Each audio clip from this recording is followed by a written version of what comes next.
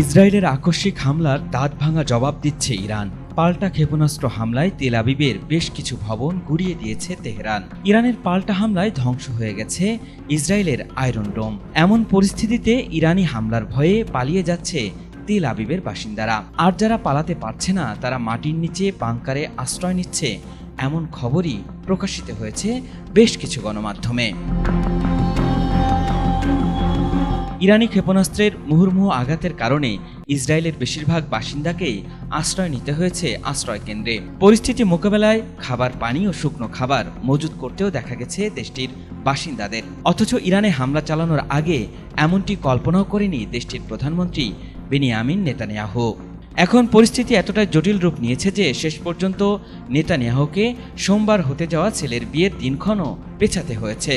এমন পরিস্থিতিতে ইরানের হামলার ভয়ে হতবিহ্বল ও ভীত হয়ে পড়েছেন ইসরায়েলিরা।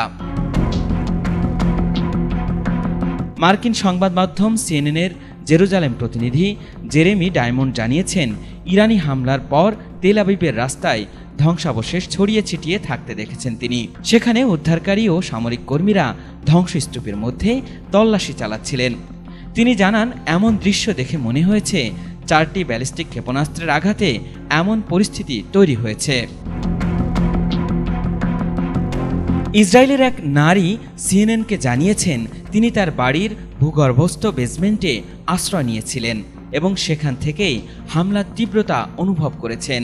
তিনি ডায়মন্ডকে বলেন, আমরা খুব সাবধানে বেরিয়ে এসেছিলাম কারণ আমরা ভীত ছিলাম।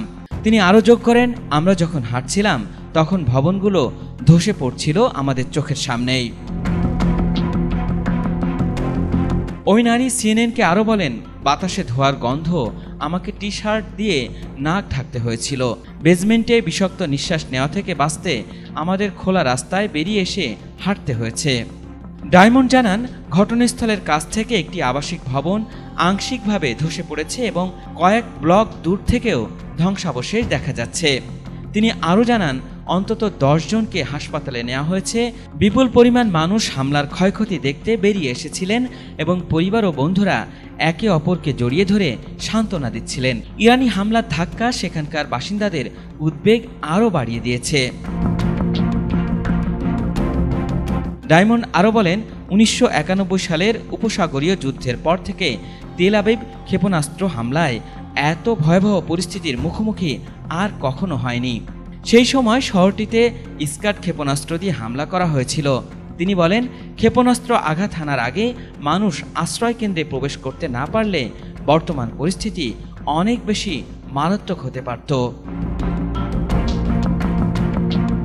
সিএনএনের এই সাংবাদিক বলেন, এই হামলায় বেঁচে যাওয়া প্রতিটি মানুষ যাদের সঙ্গে আমরা কথা বলেছি তারা আঘাতের মুহূর্তে কোনো না কোনো বোমা আশ্রয় কেন্দ্রে বা ভূগর্ভস্থ আশ্রয় কেন্দ্রে ছিলেন।